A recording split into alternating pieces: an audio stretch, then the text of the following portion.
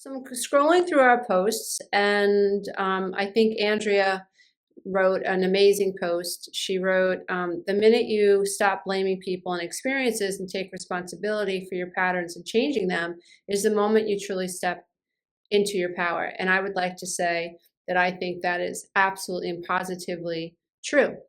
The issue that we cannot forget about, however, Andrea and anybody who's interested, is that when we're dealing with codependency, we're dealing with a below the veil issue. What I mean by that is when you're codependent, you don't know it. You're living below the veil of consciousness.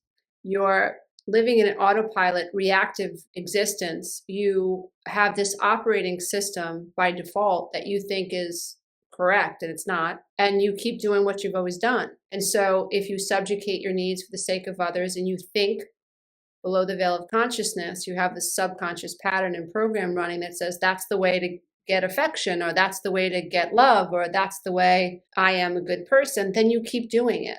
But you're below the veil. If you go back a little further, go macro, if you go further and you come from abandonment, codependency is centered in abandonment. And you grew up feeling abandoned. You grew up feeling unworthy. You grew up feeling like love was conditional. And you develop these codependent belief systems that are all below the veil. You operate at that level of awareness. And when you're operating at that level of awareness or unawareness, depending on your perspective, oftentimes recreate or find yourself in similar patterns of relationships with people who are very close to or remind you of the people from your past. This is why we can get married and divorced and married and divorced and married and divorced, or get married, get divorced, and then have a string of relationships, as I did, that are similar to your first marriage or worse, which is what I did, and not understand what soup I'm in. How did this happen? How did I leave this one relationship and end up in a very similar relationship with someone who is worse than my wife, or worse than my husband, or worse than my partner? How is that possible? I thought I knew so much. When we're talking about healing, transcending, and transmuting, we're talking about a feeling experience. So it's much more than a cerebral experience. So it's not just what I think and what I know. Oh, that person is highly narcissistic, or my mom had high narcissistic traits, and I'm trauma aware now.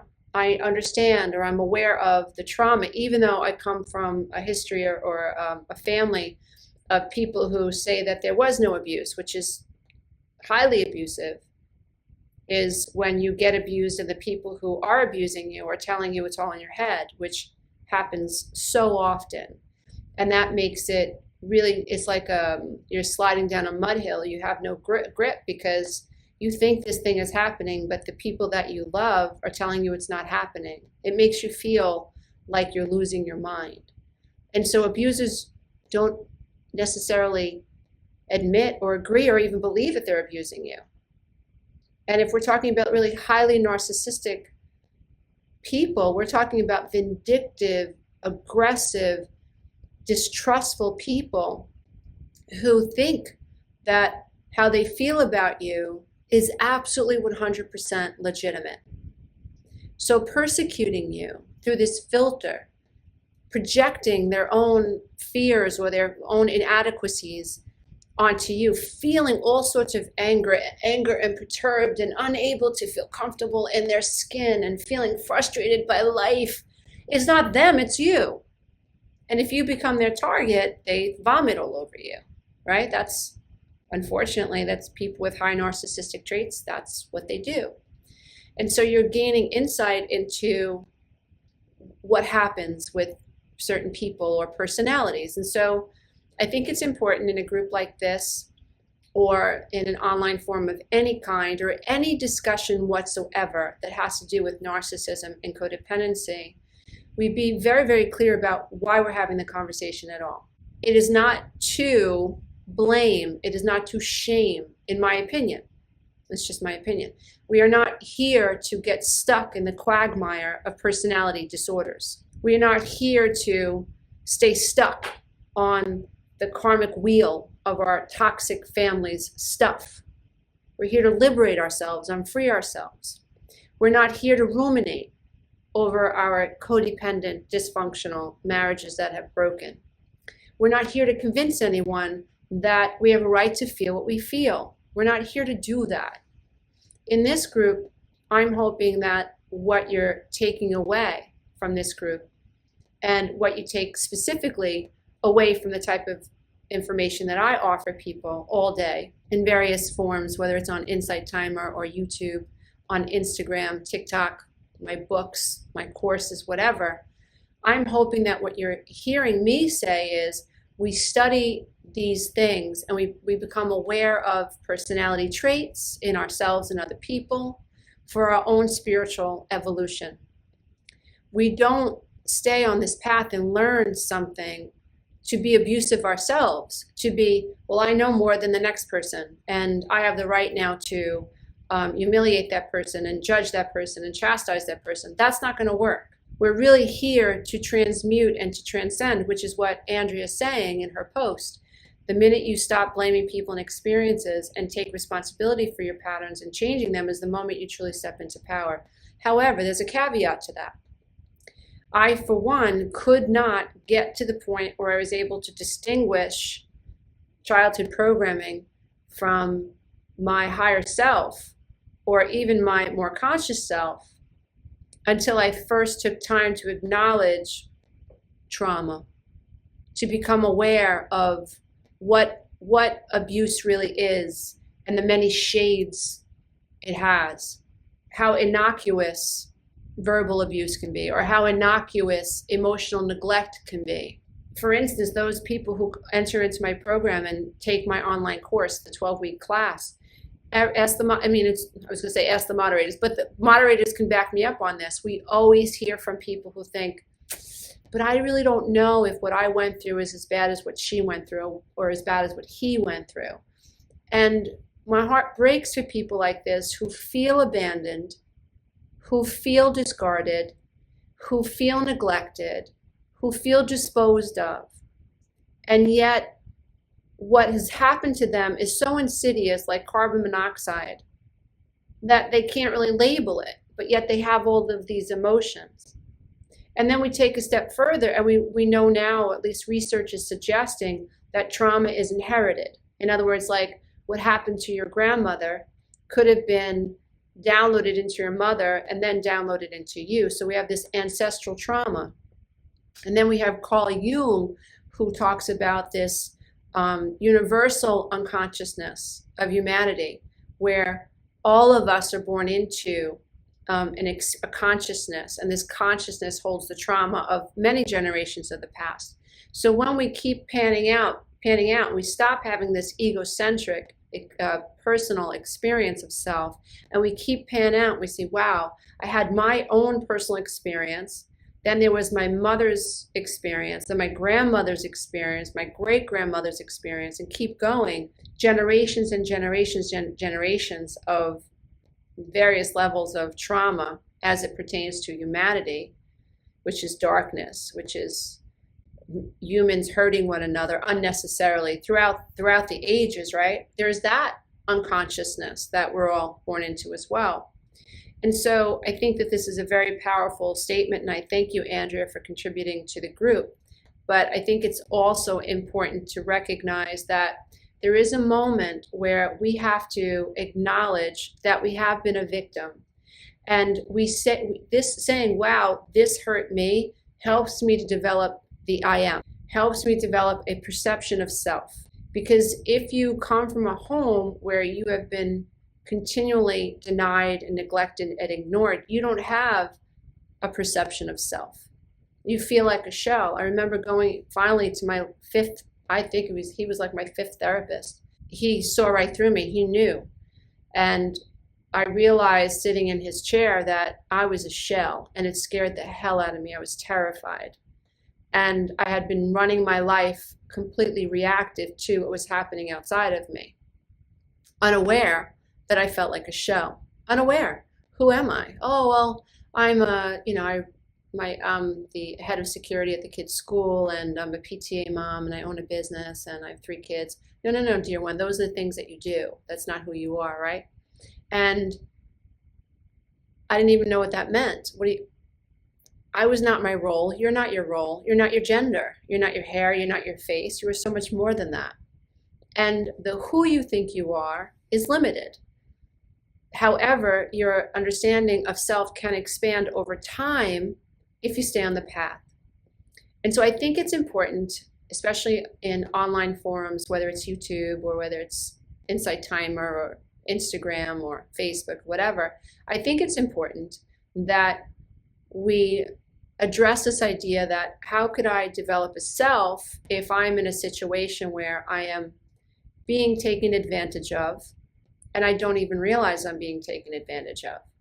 And this becomes my norm. And as a result, I'm downloaded to acquiesce. I'm downloaded to subjugate myself for the sake of others. How do I then develop a self if the self that I think I am is programmed to, to seek approval? I can't develop a sense of self until I say, wait a minute, I am experiencing some type of abuse in this situation. Now, identifying oneself as a victim is a very important part of the journey. The metaphor, or depending on the symbolism for this, that resonates with me is, and this might resonate with many of you, and again, I'm not a Bible freak, and I don't have a religion. But for me, the metaphor, at least that's the way I look at it, the story of Christ, when he's hanging on the cross, he says, Father, why have you forsaken me? Or how could you have forsaken me? There's even a moment in this person's life that many of us call Jesus, where he says, how could you have forsaken me? This is Jesus saying, I'm being wounded and I'm being forsaken by you. There's that moment where a separation, I'm being wounded by this exterior thing that I can't control, or I'm being wounded by the world. And then salvation comes, where then we offer forgiveness, right? So there's a moment where I acknowledge that I am being wounded. And that's a very, very powerful, powerful moment, where you take a woman who's been in an abusive relationship for 25 years. And this woman has been chasing after her husband's approval, like my mom did. Unaware, she's unaware, just conditioned, Pavlovian conditioning, to fear a negative outcome. Like, if you don't cater to me, woman, I'm going to bang my fist on the table and I'm going to yell and I'm going to ignore you, and I'm going to suggest that you're spending too much money. My mother didn't have pennies to rub together at the end of the week. So you condition someone who, like the adult child of an alcoholic, like my mom, who had no sense of self, she had no healthy childhood whatsoever. She just skipped over that and became a mom at 19. And she's married to my dad, who has very high narcissistic traits. And you take this woman who's unaware that her childhood has affected her and that her adult life with this man is a repeat of just looking for approval and looking for approval. How does that woman develop a healthy sense of self, or a sense of self, if not for the moment that she says, wait a minute, this isn't right. I'm a victim of this person's character flaws, or this person that I'm dealing with is highly narcissistic, and this is affecting me, right? That's a beautiful, beautiful moment, and it's necessary. Some of us get stuck in that space. I don't think that that's the goal, but it's certainly part of the path, right? So we acknowledge that we have been wounded by other, and in that moment is where we can break through and identify, I have a self. In that moment also is the opportunity to protect the self. How do you protect a self if you don't know you have a self? How do you set a boundary with other if you're enmeshed and you don't identify other as having high narcissistic traits? How do you heal from codependency and abandonment trauma and feeling unworthy and feeling not good enough? How do you reinvent yourself? How do you go from having no healthy sense of self and feeling all sorts of invisible to seeing the self, except for being able to identify oneself as having particular character traits? Sometimes that journey begins by first identifying what's happening outside the window. Oh, there's a lot of noise outside my window. Oh, that's a tractor trailer. Oh, that person's doing work on their house across the street. No wonder I have a headache, right? So now I'm able to identify what's happening outside of me that's caused this dis-ease inside of me. And for many of us, that is the way. And so I think it's important that we always know what the goal is. And the goal is to free ourselves, in my humble opinion. The goal is to live a non-resistant life. The goal is not to stay stuck in the quagmire. The goal is not to focus on what the narcissist is doing and what the narcissist is saying, who the narcissist is sleeping with this week, and what the narcissist is doing on Facebook. Quite on the contrary, we should not be including the narcissists in our focus on a daily basis. We should be letting that go, easing off of that, and using this first part of our life as information and contrast to help us design the second part of our lives. Because as long as I keep focusing on something negative, I keep that negative alive in my life today. I have to navigate it some way. But as I pull my focus away from this negative, I have a much greater chance of expanding my light, so to speak, shining my light, and attracting something different. So I think it's beautiful to say, you know, we become empowered when we recognize our patterns and programs and we take responsibility for them. Bravo, love it. But I also think that we need to acknowledge, and sometimes the journey begins, the breakthrough moment is when I acknowledge that there absolutely has, in fact, been some exploitation of me at some level. And so as I acknowledge myself as being a victim of other, in that moment, I'm able to more clearly identify a self, protect a self, and that's where, in that moment, I can begin building a new life.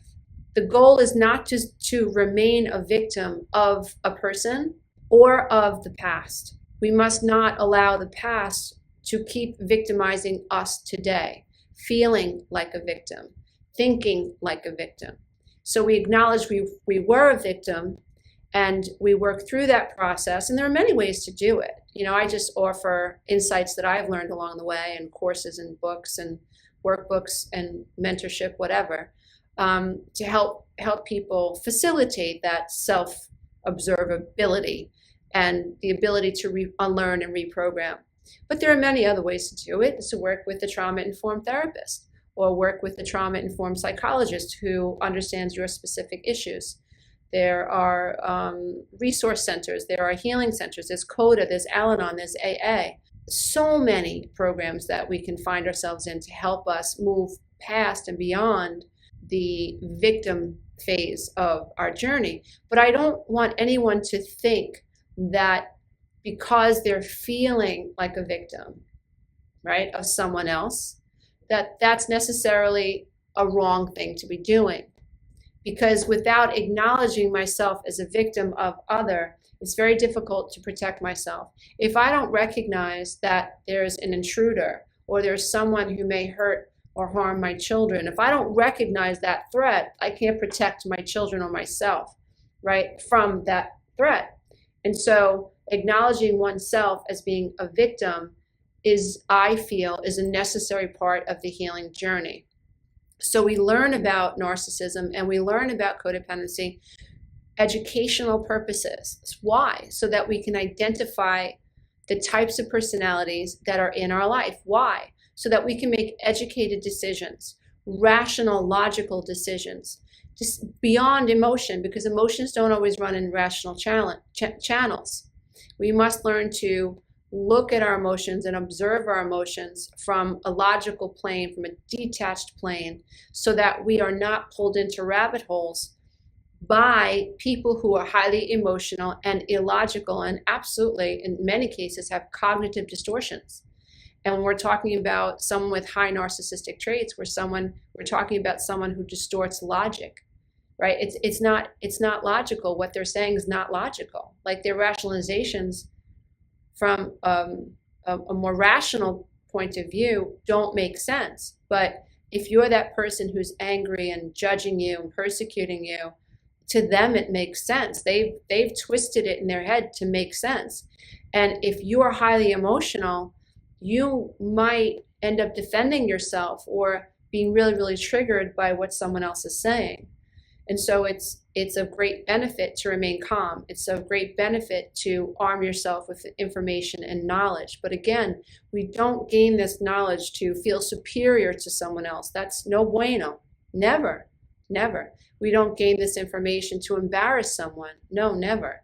We don't gain this information to accuse this person of being narcissistic. No, we don't do that. We learn for our own benefit so that we can go out into the world and we have more tools than we had when we were children, or we had more tools than when we first got married. It's all about tools and arming ourselves and learning to navigate relationships away from relationships that are one way, with courage, with wisdom, with inner greatness, knowing that I'm on the right path.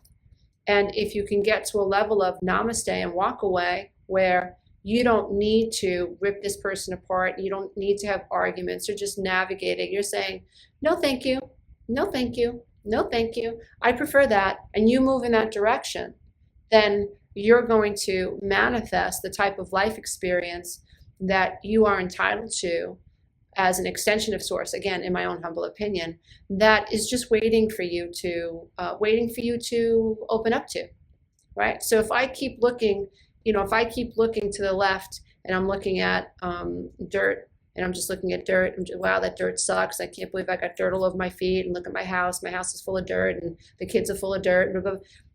There could be a whole row of roses and daisies and lilies off to my right, but I won't see them because my focus is here, right? So you want to make sure that your focus is playing in the direction that you want it to play in. And so as a member of this community, thank you so much for being here. And again, I always thank my moderators because without them, this group would not be possible. We come here to learn, we come here to share, but the goal is to move forward. The goal is to arm ourselves with information that help us evolve our own sense of self, for us to become more balanced and rational in our own thinking, for us to do what we feel is necessary in our own life, to unlearn what we learned and relearn something new and healthy, and to learn to not take the past with us into the future, because your power really is in the now. Thank you, Eckhart Tolle. But to manage the now takes quite some work.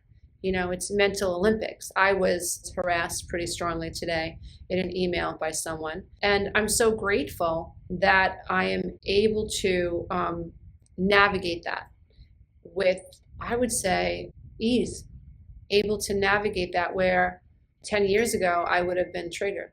So this has been a journey of self-exploration, self-understanding, self-forgiveness, self-compassion, and self-education, self-healing in essence, and focusing my attention on where I want to go and acknowledging this, but focusing my attention on what I want. So please share and ask questions, be open to input, but never forget what the goal is. The goal is to move beyond what has been.